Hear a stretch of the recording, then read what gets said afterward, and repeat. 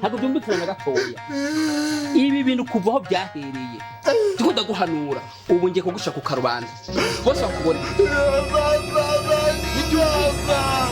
umugabo ubwanwa na bene uko ukora ibintu bisa bene ibi bandurari naba amashuka bisigene wayagize urabibona mama yandeze ukunyene izobako fata urasubiye kunyibutsa mama wawe uranyukuje mama wawe manyanga none njini bagiye kuba uwande mwakino gihugu gigukwigwahe mukuru manyanga ejo nakuje gukira n'abana wirutseyo ufise ubona bene amashuka yose urayamaze Kwani bikira umushari wawe uraza amafuti y'uyu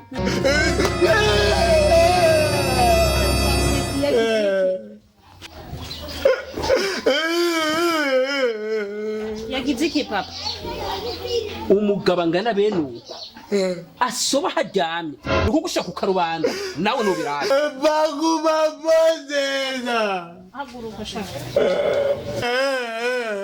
Jarivugira umviza papa ndakubwira nta kuntu umbonera umushiri wanje gusoba ni ikintu gisanzwe kandi je namukunze nzi yuko yisoba naje mbona ngaha ndisoba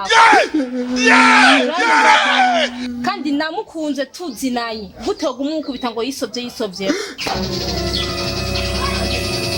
nawe urasoba aho uryamye ego ndasoba neza niyo mpamvu namuhaye umutima wanje wose kuko namukunze ndamuzi umviriza rero ndabasabe kubwiyomvo ntabwo nkeneye gushobora kubona ngamwe mumpire mu rugo papa ndagenda kuko ndamukunda n'umutima wanje wose akora mwiruka nawe nyene twojana nawe nyene ngomba ndabereka ibyo ndabakorera